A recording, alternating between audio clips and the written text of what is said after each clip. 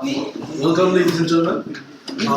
I'm greeting you today on behalf of S4 and St. Martin's student community of the Netherlands, or PIBA as you may know it.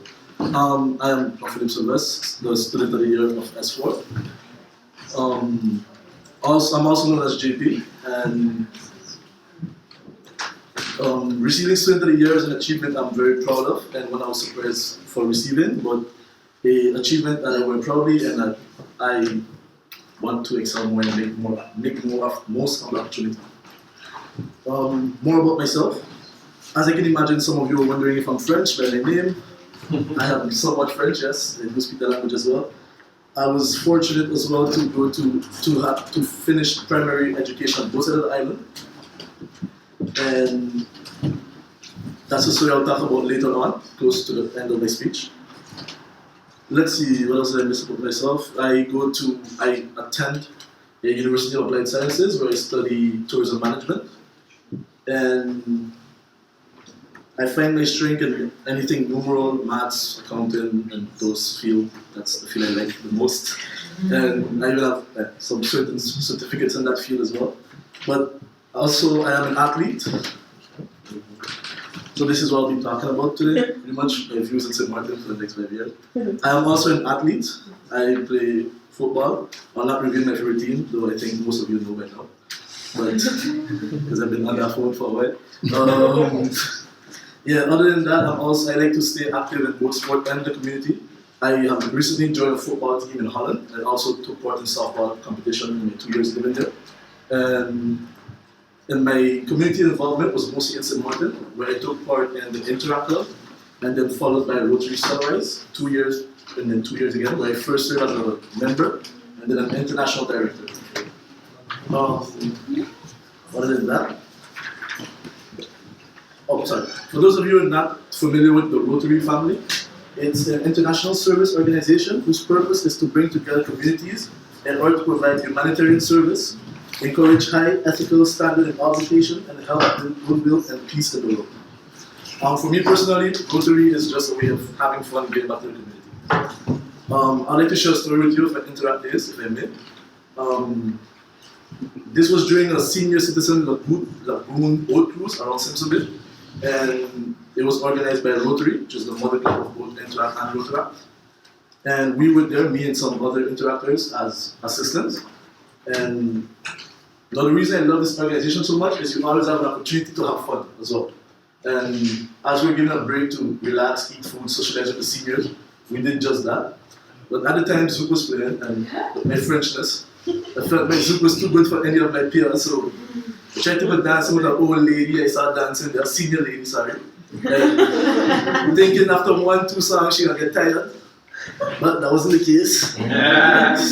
And she even had me tired, so when you see senior citizen lady dancing, just leave them alone. That's the point, the moral of that story. On a more serious note, I also, in Rotaract, I took part in serious challenges such as organizing events. I took part in multiple charity events as well that the organization already had in place, such as Feeding the Homeless, which takes place on Boxing Day every year, and HAM, which is the Hurricane Awareness Mission, where we collect non-perishable items and give to Red Cross in case of natural disaster. Let's see. That's pretty much what I just spoke about. This is the Interact, Rotaract, and that. This way of coming. So high school, senior, midway, and this is professionals, doctors, lawyers, worldwide figures. Now, my 3 topics that I'll be talking about today. But first of all, this topic that's very dear to me. I'll be talking about my views on St. Martin in the next 5 years. I intend on tackling this on those 5 points. As you can see, a lot of these things are already tackled here already, so you might have some repetitions in there, but I thought about it before I heard it. Not copyrighted. So I'll be talking about sustainability first. Yeah. So I'll be talking about 2 types of sustainability, environmental and natural resources. And firstly, sustainability, defined by dictionary.com, is the quality of not being harmful to the environment or depleting natural resources and thereby supporting long-term ecological balance. As you can see over there. I'll first be talking about environmental. So, based on the description, I see St. Martin being more efficient and I'm speaking in general terms, I say sustainable in the sense I would like us to reduce the waste that the country produces or begin recycling it. I know there's a program already in place on the French side a bit, but I'd like to see a more joint collaboration in doing so. And also, I would like to see cleaner energy. We can look regionally and look at Aruba and Elmer's solar panel. Elmer's the electricity provider on the island. They're doing a solar panel which is very beneficial to the island at the moment. And we can also look at the harbor on the Dutch side and their windows. Dr. A.C. Wati Cruising Cargo Facility, for example. My point of this matter is that I believe that we can use our sunshine and our wind to work for us while preserving our other resources and capitals. We would benefit from this, our ecosystem would benefit from this, our air would be less polluted, we would reduce our carbon footprint, and it could even result in cheaper utility and more consistent electricity on the island. And we all know we need that. What else? Yeah, natural resources. Sorry about that. Furthermore, taking a look into the term sustainability, the word natural resources stand out. And this term can also be interpreted as human resources. On this matter, I'd like to see St. Martin treat itself as an organization. So basically, when an organization is going through changes such as appointing a new manager or a new supervisor, theory and change management and both human resource management suggest that the company should utilize its internal resources first before looking externally. Mm-hmm. And failure in doing so can lead to demotivating workforce, for example, or excess or unnecessary expenses of looking for somebody outside when you have someone inside the company that could have done it. Just a simple matter of promotion, for example. The people of St. Martin would greatly benefit from this. It would also help motivate the students that are studying abroad when they hear their family or friends getting promoted or getting those achievement opportunities. When we look, we also, in St. Martin, we also have a big pool of seniors that can also contribute to the economy as well with passing on long-lost knowledge and also investing their time as well. All in all, I believe that investing, and awarding first in our people will help St. Martin be more sustainable and will greatly benefit our future and culture. On my next point, I'd like to talk about tourism. As I mentioned before, I'm very involved in the area of tourism. It's an area I've been involved in from a very young age. When I was 12, I received a special recognition award for an essay contest that I took part in, where I spoke about the impact of tourism on myself and my family. And though it was a while back, it's a moment I still cherish up to today. And I see myself contributing more to the tourism in St. Martin.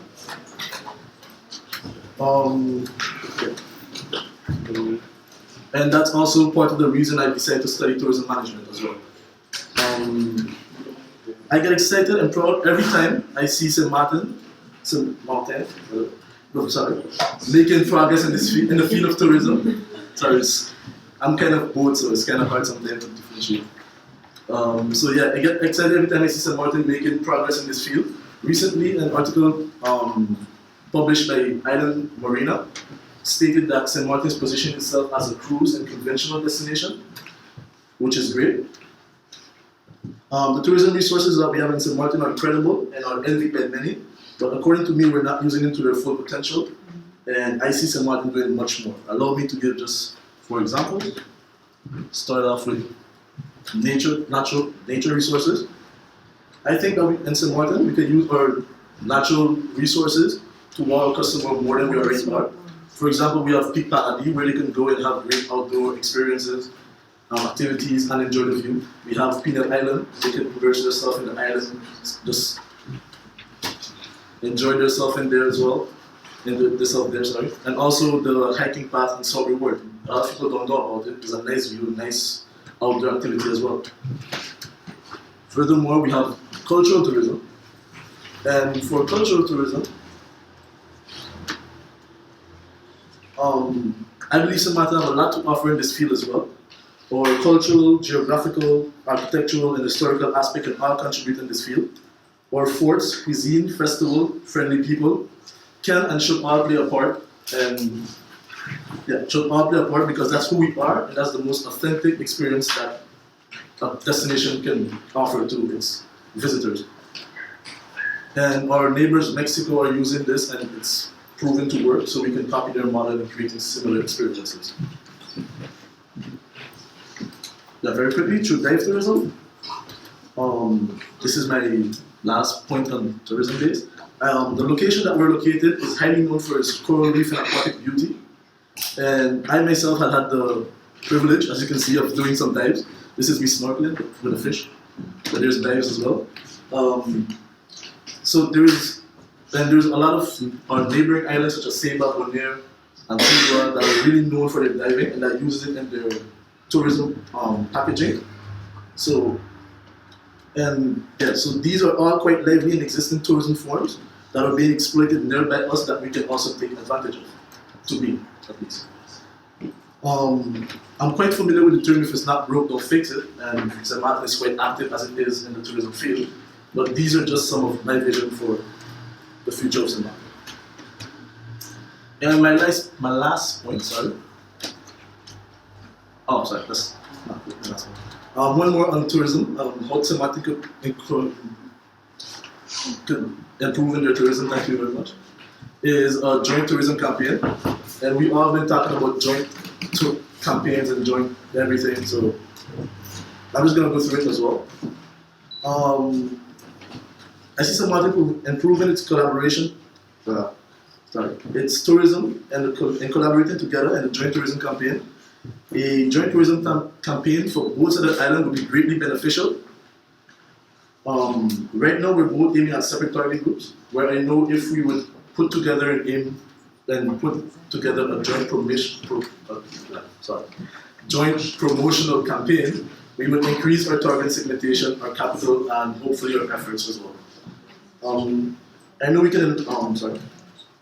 This would result in a win for everyone involved, a win for the Dutch side, a win for the French side, and most importantly, a win for the people of St. Martin. And for my very last point, almost done.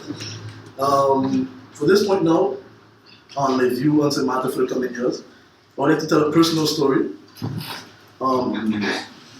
As I mentioned, this will not be based on facts, or this is something that happened to me personally as well. So, as you all know, St. Martin is a small community with different educational systems.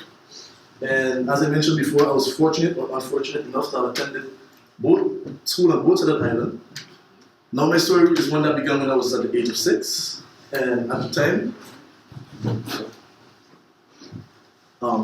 so at the time I was living on the Dutch side and just finished my Dutch preschool. But due to some delays and documents and whatnot, I had to attend the Lycée Universitaire. Primaire, pardon. The Primaire Universitaire, that's on the Dutch side, where I finished all my 5 years, all up to CM2, which is the equivalent to grade 6 on the Dutch side. And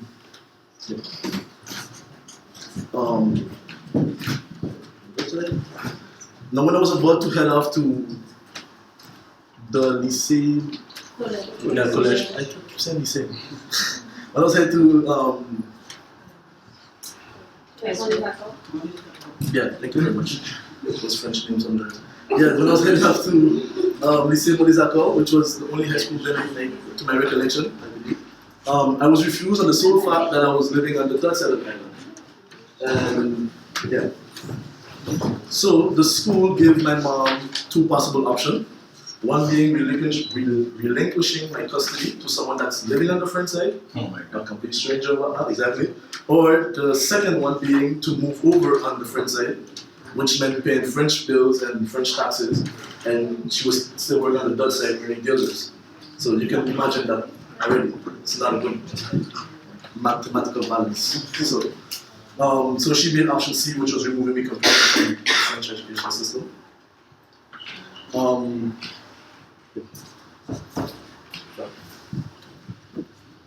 So, in the summer of 2003, there I was in the summer of 2003, not fluent in English, not fluent in Dutch, not familiar with the Dutch education system whatsoever, and not registered in a school as well. So, you can already start to imagine. I remember being scared that I would just wouldn't be able to continue school and thinking how it become a negative statistics. Yeah. But I can also remember the determination that my mother showed in trying to get me enrolled in a Dutch school. She visited numerous schools in that summer trying to find a school that would take me in, and especially on such a short notice. Finally, days before the first day of school, my mother managed to get me into Charles Obel School, which is the school you should be. Is it there? No, that's not there. To Charles Obel School, sorry. It's not there, but it's there. Dutch primary school. And I went there in the 4th grade, which is the equivalent to CM2, if I'm still not mistaken, on the front side. And all this went a couple of years of primary school over. I did it with the grace of God and still ended up top of my class. Then I headed off to high school in 2006 after a 3-year delay, where I graduated with extra honors in business economics, and I was also able to maintain a 75+ average and a grade on a scale of 0 to 100 scale. All of which was made possible due to a single woman's perseverance. And as you can tell, this is a very emotional, touching story to me every time I think about it or speak about it. Yeah, just a minute.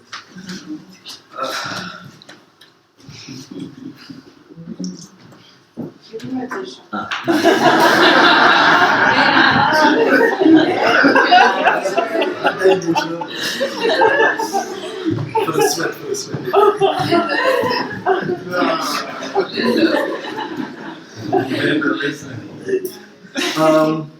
However, everything happened for a reason, and I use this setback as a motivation for my success today and those to also come, hopefully. But my question is, what if? What if my mother wasn't so determined? What if the school had said no? And what if I couldn't carry on for whatever other reason? I think about the kids that are going through similar or the same situation at the moment. Those years could have been put to better use. Who knows, I could have been given this speech in French, but I find that this shouldn't be happening on either side of the island, where your address hinders you from proceeding in your education. And this is why I believe we should invest in the interchangeability of our educational system. So no matter what side of the island you live, which side of the island you live on, you should be able to proceed in your education without worries. In closing, I hope that you are still awake. Everybody's still up.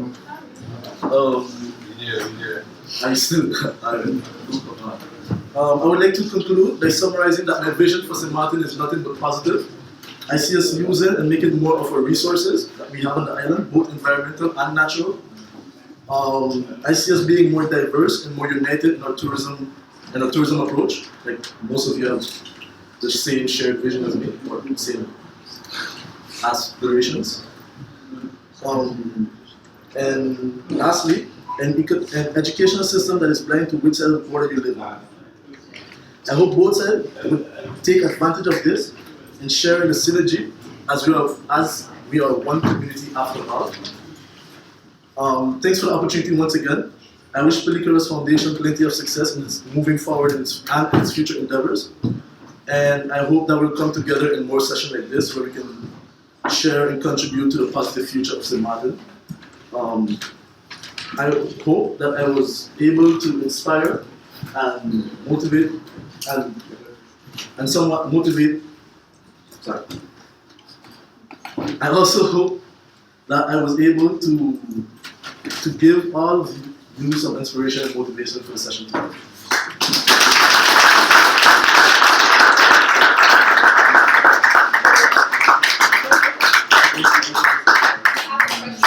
We have a question. I don't have a question, I have a comment. Yes. You're very well-rounded young man. Yes, Very